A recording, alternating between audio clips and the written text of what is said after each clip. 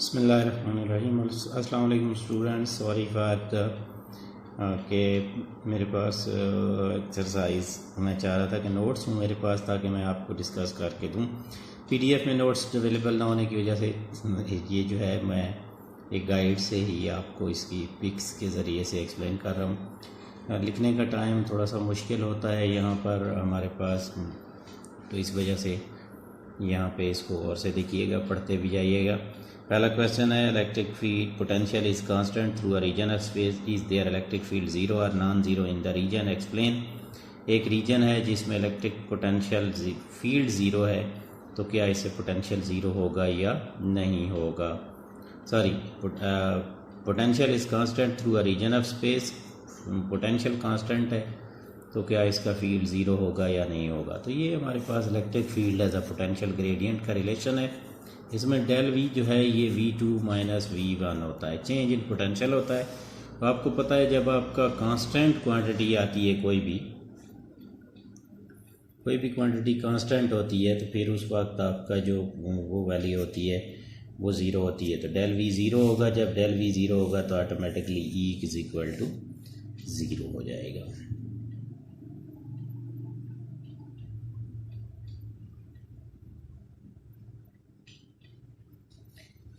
दूसरा क्वेश्चन है जनाब, इफ़ अ पॉइंट चार्ज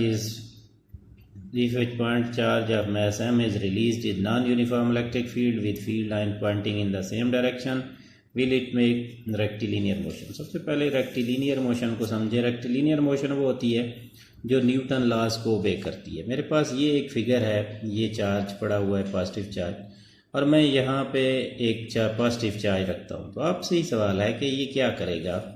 यकीनी तौर पे ये रिपल्जन फील करेगा, और ये क्या इधर जिग जैग मूव करेगा या स्ट्रेट मूव करेगा। तो ये स्ट्रेट मूव करेगा।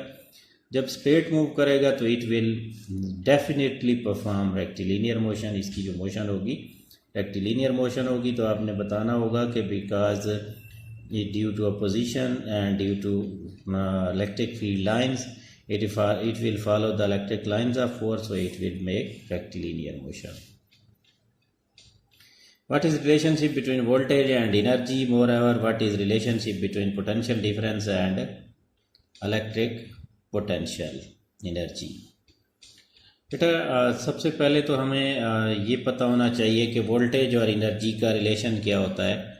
तो यहाँ पे आप व्हाट इज़ है तो थोड़ा सा डिटेल से आपको निकालना होगा। डिटेल से निकालने के लिए आप क्या करते हैं, एक कैपेसिटर लेते हैं। ये आपके पास एक कैपेसिटर है जिसके दो एंड्स वोल्टेज सोर्स से जोड़े हैं। इनिशियली V1 जो है आपका ज़ीरो होगा जब कैपेसिटर चार्ज नहीं होगा, और V2 इसका V के इक्वल हो जाएगा, मैक्सिमम हो जाएगा। तो एवरेज पोटेंशियल आ जाएगा 0 + 1/2V। W या U जो होता है ये QV के इक्वल होता है। आप V की जगह एवरेज वैल्यू पुट कर दें 1/2V, तो ये 1/2 QV, और Q की जगह आप पुट कर सकते हैं CV, तो ये आ जाएगा 1/2 CV²।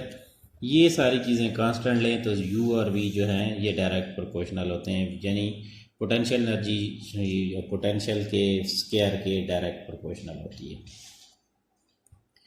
दूसरा, पोटेंशियल एनर्जी और वर्क का, पोटेंशियल डिफरेंस और इलेक्ट्रिक पोटेंशियल एनर्जी का आपस में क्या रिलेशन है। तो हमें ये भी पता है पोटेंशियल डिफरेंस होता है वर्क पर यूनिट चार्ज, लेकिन पोटेंशियल डिफरेंस को एक और भी कहते हैं change in potential energy per unit charge. ये मैंने बताया था डेल U/Q होता है। तो इसका मतलब ये हुआ कि जब आपका डेल V जो होता है बेसिकली ये change in potential energy per unit charge पे डिपेंड कर रहा होता है, इनका आपस में ये रिलेशन होता है। Next question is that the voltage is always measured between 2 points. Why voltage दो पॉइंट्स के बीच में मेजर की जाती है, क्यों मेजर की जाती है, ऐसा क्यों होता है, क्या वजह होती है कि वोल्टेज हमेशा दो पॉइंट के बीच में मेजर की जाती है। पहली बात यह है कि हम वोल्टेज नहीं मेजर करते, we always use to measure potential difference, and difference to measure difference we need 2 points, positive terminal and negative terminal. So when you are going to measure the potential difference, then you need positive terminal as well as negative terminal, so you have to measure it between 2 points. That's why we used to measure it between 2 points. अगर आपको कहा potential difference अगर हमने major करना भी है, suppose हम major करने जा रहे हैं, अगर उसको मेजर कर भी देंगे तो वो आपका ज़्यादातर जो है एक पॉइंट पे पोटेंशियल होगा, पोटेंशियल डिफरेंस नहीं होगा और वोल्टेज नहीं होगी। तो इस वजह से हम इसको हमेशा 2 पॉइंट्स के बीच में, शॉर्टकट इतना आप कह सकते हैं, because we use to measure potential difference, that is the difference of potential between 2 point और positive and negative terminal, therefore we use to measure it between 2 points. Next इसके अंदर है how are units of electron volts and electron volt are related. Volt और electron volt कैसे related हैं, how do they differ, ये कैसे differ करते हैं। सादा से इलेक्ट्रॉन वोल्ट के बारे में मैंने नहीं बताया था, अब मैं आपको बता देता हूँ वहाँ, इसीलिए मैंने इसको छोड़ दिया था वहाँ पर, ताकि जब हम अपने टॉपिक में जाएं तो यहाँ पर मेरे पास बेसिकली होता है इलेक्ट्रॉन वोल्ट होता है अमाउंट ऑफ एनर्जी एक्वायर्ड और lost by electron when it moves through potential difference of 1 volt. मेरे पास सपोज ये एक यहाँ बना लेता हूँ, ये एक इलेक्ट्रॉन पड़ा हुआ है और ये पॉजिटिव प्लेट है, ये नेगेटिव प्लेट है। मैं जब इलेक्ट्रॉन को यहाँ रखूँगा तो यहाँ ये खुद जाएगा, अगर मुझे नेगेटिव की तरफ मूव कराना है तो मुझे इसको एनर्जी देनी होगी। मैं सपोज करता हूँ कि इन 2 पॉइंट्स का पोटेंशियल डिफरेंस जो है 1 वोल्ट है। अब 1 वोल्ट पोटेंशियल जब है तो इलेक्ट्रॉन जब इधर दे जाएगा तो ये एनर्जी लूज करेगा, इधर जाएगा तो ये इलेक्ट्रॉन एनर्जी गेन करेगा। तो ये जो लॉस ऑफ पोटेंशियल एनर्जी या लॉस ऑफ एनर्जी होगा या गेन ऑफ एनर्जी होगा, इस अमाउंट ऑफ एनर्जी को कहते हैं, जब 1 वोल्ट पोटेंशियल डिफरेंस हो तो उसको कहा जाता है इलेक्ट्रॉन वोल्ट। इसलिए इसको W is equal to Q V के फार्मूले से Q आपका 1 इलेक्ट्रॉन के बराबर है और ये 1 वोल्ट है, तो 1 eV जो है 1.6 × 10⁻⁻19 जूल आपका 1 इलेक्ट्रॉन वोल्ट होगा। तो वोल्ट और इलेक्ट्रॉन वोल्ट जो है ये कैसे डिफर करते हैं, तो पहली बात तो ये है कि volt is the unit of potential while electron volt is the unit of energy. तो ये डिफर इसीलिए करते हैं कि एक पोटेंशियल का यूनिट है और एक एनर्जी का यूनिट है, ये दोनों डिफरेंट क्वांटिटीज के यूनिट्स बन जाते हैं।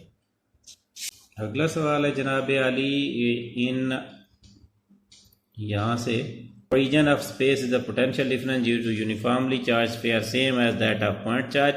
किस जगह पे जो है पॉइंट चार्ज का और दूसरे इसका जो है वो पोटेंशियल सेम होता है, किस डायरेक्शन में सेम होता है। मतलब किसी पॉइंट चार्ज का और किसी आम चार्ज बॉडी का पोटेंशियल जो है वो किस पॉइंट पे सेम होता है। मैं ये थोड़ा शॉर्ट आंसर है, इसको डिस्कस करूँगा।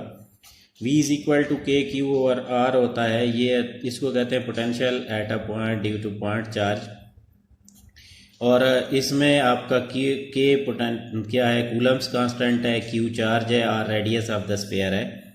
तो ये जो आपके पास इक्वेशन आ रही है ये वाली, इसको अगर हम ये देखें इस केस में तो V जो है ये डिपेंड कर रहा है किसके ऊपर, 1/r के ऊपर, ठीक है।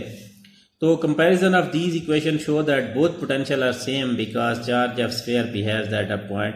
ये आपके पास आम अगर इसका हो और ये स्फीयर का हो तो दोनों की वैल्यूज एक जैसी आ रही हैं। तो स्फीयर का हो या पॉइंट चार्ज का हो, जो भी हो, जब आप किसी रेडियस के ऊपर लेते हैं, किसी ख़ास पॉइंट के ऊपर लेते हैं, मसलन यहाँ पे लेते हैं इस एक्सेस पे ख़ास डिस्टेंस पे, तो चाहे पॉइंट चार्ज का लें या चाहे किसी भी चार्ज का इंडिविजुअली लें, वो आपके पास बिल्कुल एक जैसा ही होगा, तो ये सेम आएगा।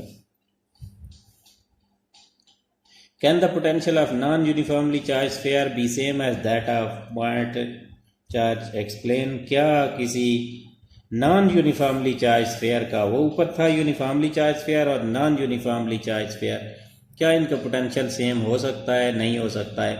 तो देखें पोटेंशियल का फार्मूला तो ये है हमारे पास, V is equal to K Q और आर, ये पॉइंट चार्ज के लिए है, और potential due to point charge is constant, same value and uniform electric. But E जो होता है del V over del R is equal to V over R होता है, V is equal to E R होता है। इसमें E जो है वो vary E varies then potential difference also varies. इसका मतलब ये हुआ कि अगर ई बढ़ेगा तो वी भी बढ़ेगा। तो इसका मतलब ये हुआ कि अगर नॉन यूनिफॉर्म स्फीयर है तो उसका फील्ड भी नॉन यूनिफॉर्म होगा, फिर चेंज होगा, तो उसी हिसाब से उसका पोटेंशियल भी पॉइंट चार्ज से डिफरेंट होगा। क्यों? मसलन एक ऐसी शेप है, एक पॉइंट पे और है, दूसरे पॉइंट पे और है, तीसरे पॉइंट पे और है, तो यहाँ पोटेंशियल इन सारों के डिफरेंट होंगे। What is equipotential surface and equipotential line, ये हम बात कर चुके हैं। Equipotential surfaces are basically the surfaces that have equal potential at all point और equal potential lines are the lines having equal potential। ये अगर आप चाहें तो टॉपिक आपके पास है बुक में, आसानी से उसको आप डिस्कस कर सकते हैं, इतना कोई इसमें कंफ्यूजिंग पार्ट ही नहीं है। अगला सवाल है जनाब मोस्ट इम्पॉर्टेंट, इससे रिलेटेड सवाल एक और भी है जो मैंने शायद प्रॉपर्टीज़ में डिस्कस कर दिया था। Can equipotential lines cross each other, equipotential lines जो होती हैं क्या ये क्रॉस कर सकती हैं? आपको ये बता दूं कि इको पोटेंशियल लाइन्स जो होती हैं they are in different direction, therefore they never cross each other. ये आपकी कभी भी एक दूसरे को क्रॉस नहीं करती हैं, कभी भी ये नहीं कर सकती हैं। एक इको पोटेंशियल लाइन मतलब आपकी कभी भी एक दूसरे को क्रॉस करने का सोच ही नहीं सकती हैं। इस तरह का एक और सवाल भी होता है, can electric field lines cross each other? No, they can't cross each other.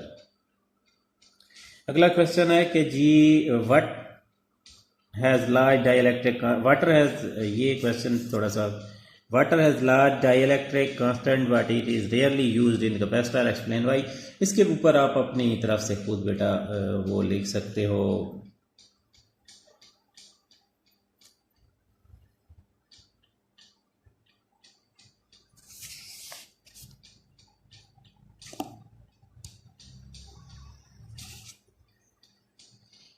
Water has large dielectric constant but it is rarely used in capacitor. तो इसकी सादा सी मिसाल ये है कि आपको मैं बताता हूँ कि हमारे पास वाटर का सबसे बड़ा जो मसला है वो आपका उसमें जो इसका मसला होता है कि ये आयन्स बनाता है, आयन बनाएगा, पॉजिटिव नेगेटिव आयन में चेंज होगा, तो उसके बाद ये ऑक्सीडेशन करता है और इसकी वजह से बहुत सारे मसाइल होते हैं। हम इसको कैपेसिटर में ऐसे बहुत सारे दिए हैं, अगर आप चाहें तो इनको ये देख लें, आप इनको पढ़ भी सकते हैं, इनको आप देख सकते हैं। मैं शॉर्टकट बता रहा हूँ इसका कि ये यूज होता है। A capacitor is connected in series with resistor and charge. Explain why the potential difference across the resistor decreases with the time during the charging. Capacitor को जब आप सीरीज में जोड़ देते हैं किसी इसके साथ,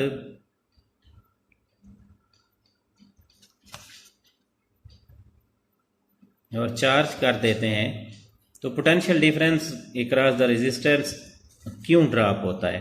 when capacitor is connected in series with resistor it becomes RC circuit. Chapter 15 में ये आ रहा है, आरसी सर्किट बन जाता है। When capacitor starts charging and charge on the plate of capacitor increases it repels charges to flow from the charge plates. ये होता है कि जो ही आप देखें जब चार्ज आप शुरू करेंगे तो पॉजिटिव चार्ज होता जाएगा, तो मज़ीद फिर जो चार्जेस आएंगे ये उनको रिपेल करेगा। रिपेल करने का मतलब उनको आगे आना ही नहीं देगा। तो इसकी वजह से क्या होगा, from Ohm law for constant resistance when current decreases potential difference across the resistance decreases. Definite बात है कि करंट डिक्रीज होगा, ये एक बात तो ये है। लेकिन मैं एक और भी आपको बता देता हूँ, हमारे पास एक और कॉन्सेप्ट होता है कि जब आप सीरीज़ में दो चीज़ों को जोड़ा करते हैं सीरीज़ कम्बिनेशन के अंदर, तो हमें ये पता है कि हमारा जो पोटेंशियल होता है वो हर एक का अलग होता है। तो रेजिस्टर क्या करेगा, अपना कंजम्पशन शुरू करेगा और ये जो कैपेसिटर है ये अपनी कंजम्पशन करेगा। तो इनकी दोनों की जो वैल्यूज़ होंगी वो एक दूसरे से डिफर करेंगी, डिफरेंट वैल्यूज़ आएंगी। Sketch the graph for potential difference charging of capacitor, discharging. Charging discharging का टॉपिक मैंने फ़िलहाल उसको डिस्कस नहीं किया है, ये एक एक्सपेरिमेंट होता है हमारा, इसलिए इसको हम वहाँ पे डिस्कस करेंगे, इसलिए सॉरी फॉर दैट कि आप इसको डिस्कस ना करें।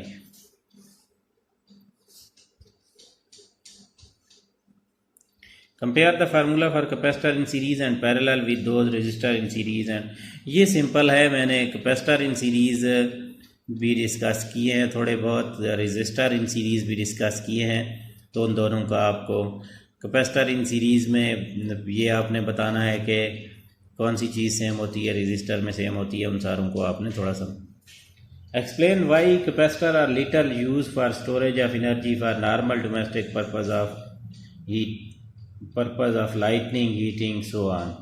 कैपेसिटर आर लिटल यूज, ये कहता है कि ये बताएं कि कैपेसिटर जो है क्यों कम यूज़ किए जाते हैं नॉर्मल लाइटनिंग के लिए या नॉर्मल हीटिंग वगैरह के लिए। बेसिकली कैपेसिटर जो होते हैं दे हैव स्पेसिफिक चार्जिंग और डिस्चार्जिंग, तो इसमें इस वजह से एक तो इनको कम यूज़ करते हैं, दूसरा सबसे बड़ा ड्रॉबैक ये होता है कि इनका जो चार्जिंग एबिलिटी होती है वो कम होती है। चार्जिंग एबिलिटी कम होती है, चार्ज अगर आपको ज़्यादा चार्ज स्टोर करना है, मैंने एक चीज़ वहाँ बताई है कि आपको पता है capacitance C is equal to A epsilon naught over D होता है। अगर आपको ज़्यादा चार्ज चाहिए तो फिर आपको बहुत बड़ा कैपेसिटर लगाना होगा, जो कि फिजिबल नहीं होता है। दूसरा ये होता है कि आपका सर्किट के अंदर कॉम्प्लिकेशंस आती हैं, कॉम्प्लेक्स इलेक्ट्रॉनिक सर्किट में जब आप जाते हैं तो एनर्जी बहुत ज़्यादा लॉस होती है, तो इस वजह से आप इन चक्करों में नहीं पड़ते हैं। इनवर्ट थैंक यू स्टूडेंट्स, देखते रहिए अपने सारे वीडियोस देखिए। ये चीज़ें कुछ हैं जिनको मैं फिर भी जब आपके कॉलेजेस खुलेंगे तो इंशाल्लाह दोबारा रिवाइज करूँगा। अभी लैक ऑफ फैसिलिटीज़ की वजह से हम इनको प्रॉपर तरीके से डिस्कस नहीं कर पा रहे हैं, तो अगर कोई प्रॉब्लम हो तो आप पूछ सकते हैं। थैंक्स फॉर वॉचिंग, अल्लाह हाफिज़।